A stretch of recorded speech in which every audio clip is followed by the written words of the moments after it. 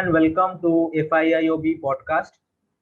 Tonight we will cover the reverse fixture between Real Madrid and Atalanta. One sole goal of Ferland Mondi in the 86th minute separates both the teams. Now Atlanta will face Real away. Sriram, my question to you is, if you are Gasperini, how will you place your team? Will you go all out to get the lead, or will you sit back and go just in the counters? Yeah, so first of all, there is going to be a player missing, which is like because of the red card. So there isn't going to be Freuler, which is the first thing. So that will be like an important midfield player who is going to be missing. So to compensate for that, like he has to bring in a new player, which most likely will be Pasalic. So in terms of formation, it should be the same. Just it would be a like for like a replacement. And I don't think from a tactics perspective he would differ much either. So like outscore would be the only. I mean, like there is no point in not trying to outscore in this obviously because Real Madrid have a lead. So like he has to outscore. So this is plan would be to outscore, but he would not be mad enough to just go blind attack. So it would be a conservative approach. That's what I suppose. Okay, so conservative approach. And Simran, do you think if you were to choose the tactics, will you make Real sit and soak up all the pressure, or you just play your natural game and maybe score a few more goals to increase the lead? I don't think we should sit back and soak up pressure because we know that if we do that, there are more chances that Atalanta will score. We have to play what we played in the first leg, that is possession football, and go for every goal and be aggressive because aggressive football is what will make us go through. So, no, I think we will go all out and also be solid in the back also. No chance of errors. No chance of errors. I think Sriram will agree with that because, Yeah, yeah, no the chance of error costed you guys a big player, very important player, I think. And you just said Pasalic will play in his replacement, and we have one player missing in the Real Madrid lineup as well, Casemiro. oh, Simran, who do you think oh should play against? Casemiro is missing. Yes, Yeah, he got Casemiro the got yellow. booked, and so he will miss the second leg. And Sriram Oh, is somehow happy now. Simran, I who do had you to. I had to. who do you think should play in place of Casemiro? There is no replacement for Casemiro as of we all know that his absence might cost us a game. It has costed us of many games before also. But with Valverde's return, I guess him and Cruz will be taking up the pressure of defensively. They will have to do the double work, and Modric will go out on the attack. They have to do teamwork. There is no replacing Casemiro by only one player. Okay, Sriram is somehow optimized that they might take some chances because Casemiro is not playing. Do you think Oh, Gasperini will go for a midfield overload so that he might Not overwhelm Cruz and Valverde and maybe just not get really. the balls in? Not really, not really. So it's the 4%. I mean, like it's never a midfield overload in terms of his tactics. So there is always going to be four persons who is going to interchange in the middle of the field. So like that works well. Like in all cases, like it doesn't depend on like whom he's playing. The CAM will drop back, the RB will push up, the RCB will push up, and the second CM will drop back. So that is bound to interchange. So there isn't going to be much of a difference in that. Assuming they stay 11 men. So yes, on that note, what do you think of that controversial red card? I mean, I don't want to stir up the controversy further. So No, we it's want a 50-50. controversy here. We want controversy here. Please. Okay, Yeah. yeah, it's a 50-50. It's subjective. I mean, it's a red card, so there isn't much to cry about it in the first place. So like what happened after the final whistle, like whatever Gasparini cries or like whatever the player thinks about it, like they are not going to go and reverse their decision first of all. So like instead of trying to think about like whether the decision was fair or not, the players might as well like focus on the next game. That is one approach.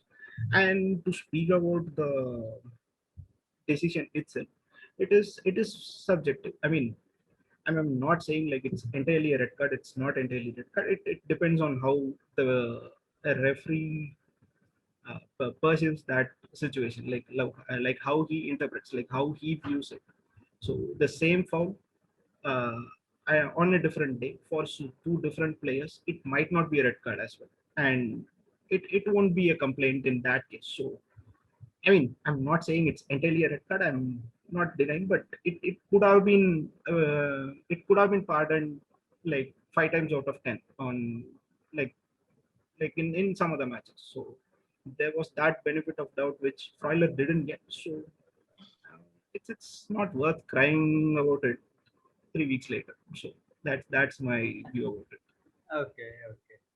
And what we have been seeing in the league results, you guys have been in a tremendous form, like 3 wins and 1 loss against Inter, and all One games, loss against, yeah. yeah, Yeah, go ahead, go ahead, and go ahead. all games you guys have won at least by a margin of 2 goals. Yeah. So yeah, three games after that. One was against Sampdoria, then Spezia, and the third one I forgot. No, the one game But was yeah, 2-0, one game was 2-0, two, one game was 3-1, and one five, game five, was 5-1. 5-1, 5-1. Yes, Yes, the and one the lost only against loss Inter. Inter was 1-0. Yes. Yeah, losing against Inter is obvious with the kind of form they are in. So it's not much of a regret either. So the other three games weren't pretty well. So yeah, that's a point of optimism. And Simran is kind of sad, I think, because of Inter scoring form, Very much. and Real Madrid hasn't Not been scoring much recently. 2-1 re- draws and just 1-2-1 win. Do you think Real has a chance this game? yes, they have. They have a chance and they will go through. But as you said, goal scoring chances. I don't think we have been good in scoring goals since our main man left, and we haven't found his replacement. And with Hazard's injury, I don't know. But I think we will go through. Like if we play like what we played in the first leg, I think we can hold off Atlanta. So we just have to wait for another last minute Ferland Mendy screamer. It can be him or Don't need that Cruz much. or Ramos. We know Ramos is back. So Yes, yeah. Ramos is back. Yeah. So another question to Sriram. Now that Ramos is back, he alone has more experience than all Atlanta players combined in Yeah, UCL. yeah. So like He, against he this has level played of yes, he has played more finals than Atlanta has played knockout games. So yeah, I'm yes. I'm not I'm not willing to go there.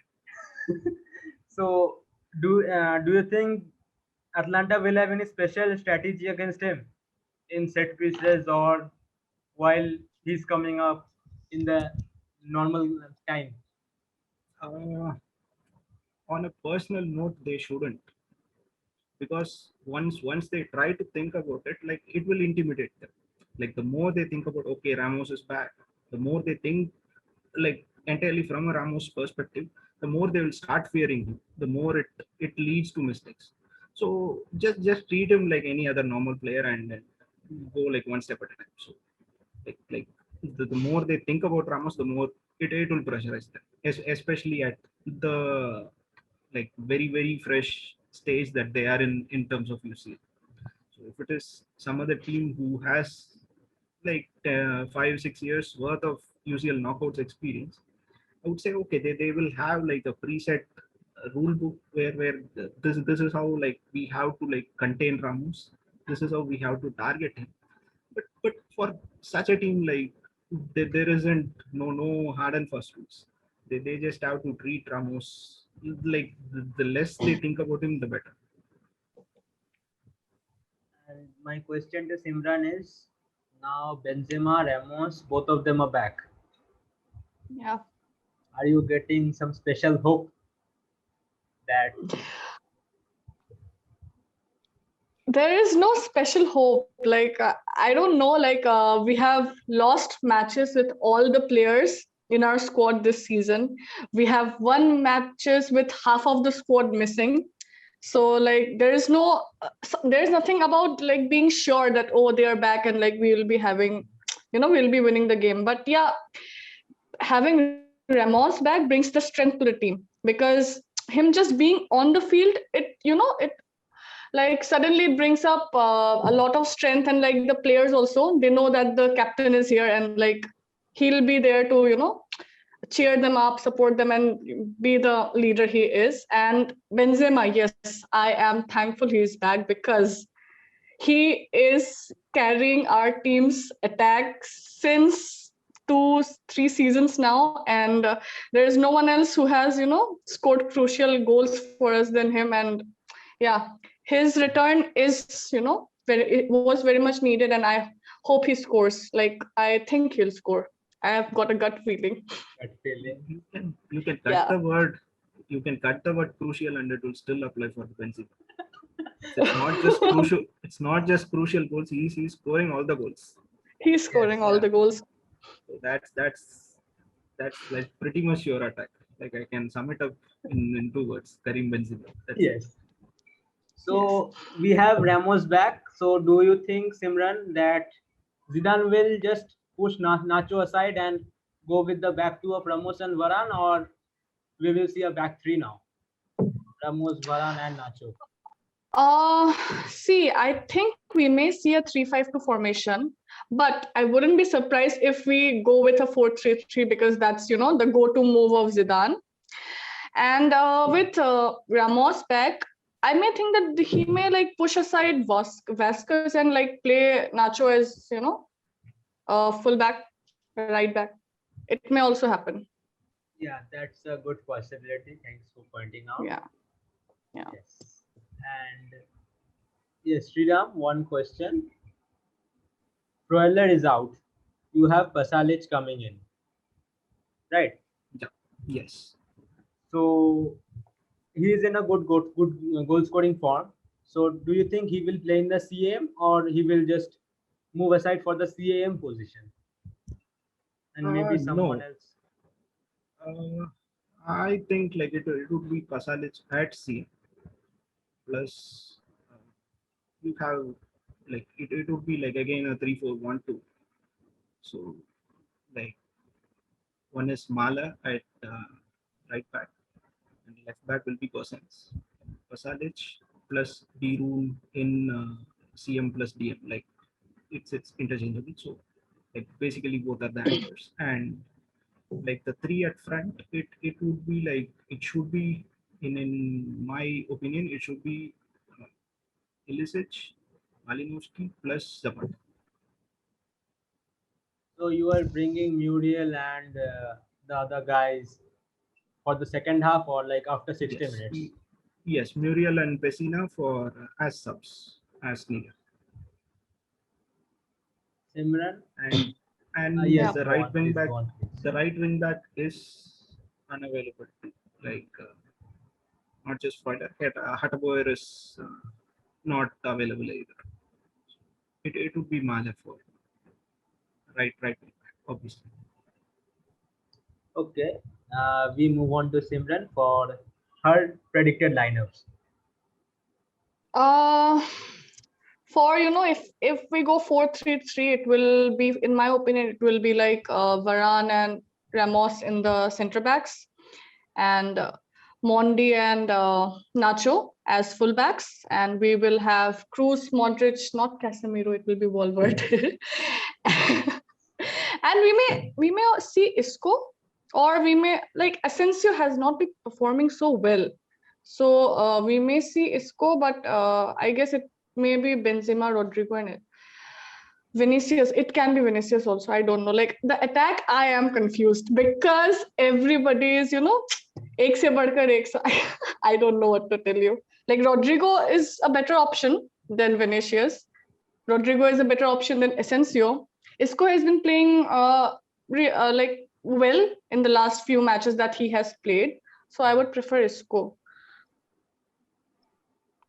Okay, so we have Isco, we have Vinicius, we have Rodrigo, we have Asensio, and all four are missing their chances. Only Benzema. So Sriram, I don't think Atlanta will have so much defensive troubles, considering all the strike problems Real Madrid is facing. So you can be a bit happy now. And also Casemiro is missing. Please be happy now. Yeah, but we can also go 3-5-2. With having a very solid midfield. We can bring in Marcelo, as you said, he's back. That may cause a little bit of problem for Atalanta, because then it will be like a little bit of attack-wise. I know we will be missing our easy chances, but at least we will be going on to the attack. Like goals won't be converting, but at least we get the attacks. Also, we haven't seen Marcelo in a very long time. I personally miss him in the lineup. We all do. Well, and we will go with the predicted scores. Sriram first. They have to win. Any winning margin, I would. So, like, you would go for a 2-0 or a 3-1, or take a 2-2 and then drag it to penalties. What will you go for? 1-0 will take it to extra time. So I would take it first of all. So that is one thing. If not, a 2-1, a 3-2, and anything works. But yeah, they have to score thrice for that to happen. So I mean, it's easy to say. I remember last week you guys both predicted a 3-goal lead for each of your teams. None of it panned out. Yeah, I should have got with my last prediction only. Like, I don't know why I changed it. I predicted a 1-0 before. I predicted for 11 men. I didn't expect it to become 10 men for more than an hour. So no, I mean the goals dried up. Yeah, I mean with Real's attacking lineup, you shouldn't say 3. You say 1 and you hope someone will score the other goal. But Simran did say 3. I was super optimistic. I told you, like, being overly optimistic. Okay, so for this game, what will you say? 3 goals again? No, it won't be 3 goals. It will be a 2-1 for us. 2-1 for us. Benzema is back, which gives us a little push. Which gives us a little push that we can score 2 goals. Like 2 goals is not much to ask for. 2-1 takes it to. No, 2-1 doesn't take 3-1. 2-1 takes Atlanta to us. quarters. 2-1 takes us ahead. Yes. We will go ahead, hopefully. I think one of your prediction comes correct, because we won't see a 3-goal match this time.